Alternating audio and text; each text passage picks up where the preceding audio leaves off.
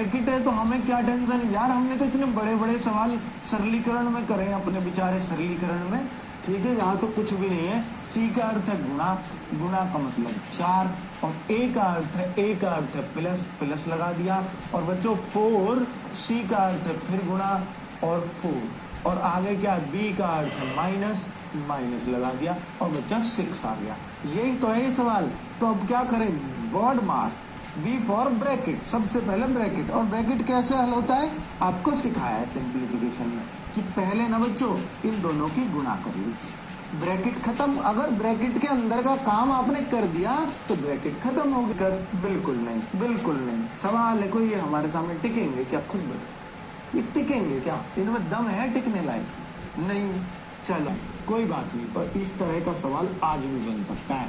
देखो अब तक क्या दे रहा था आपको, प्लस को भाग कहें या पी को क्यू कहें या उसको ये कहें, ए बी सी को ये कहें, लेकिन यहाँ पर क्या है, खुद ही अंदाजा लगाना है आपको। 20 माइनस 10 का अर्थ 200 कैसे आ सकता है, 20 माइनस 10 से 200 कैसे आ सकता है। इस टाइप का दिल्ली पुलिस ने भी दिया था सवाल, और वो अभी लेटेस्ट दिया था, ज्यादा दिन नहीं हुए। 20 माइनस 10 200, तो बच्चों 20 गुणा 10, अर्थात इन दोनों की गुणा। तो मैं ये ना कह दूं कि माइनस का अर्थ हो गया गुणा, ऐसे लिख दो इस सवाल में, माइनस का अर्थ गुणा। बहुत अच्छा सवाल है बच्चों।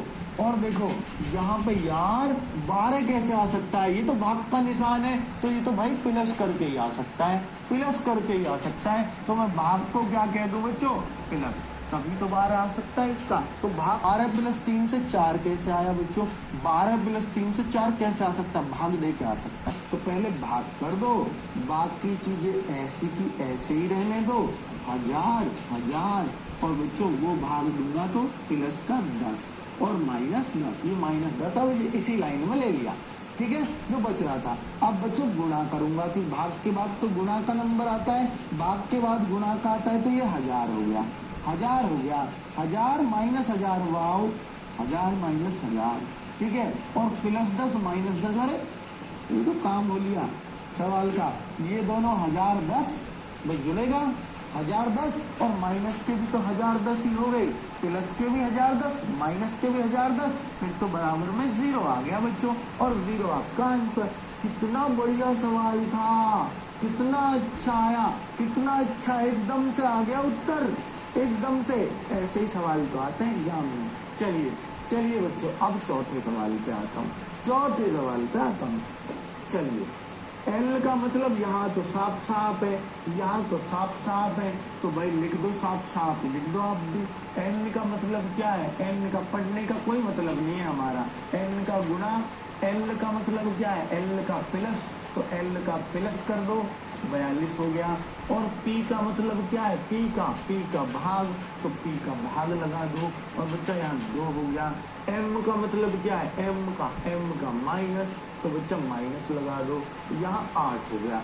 अगर मैं देखूं तो मेरा सबसे पहले बच्चों भाग होगा, और मैं भाग दूंगा तो 21 हो जाएगा, माइनस 8 हो जाएगा। तो भाग इन दोनों का ही तो देना है।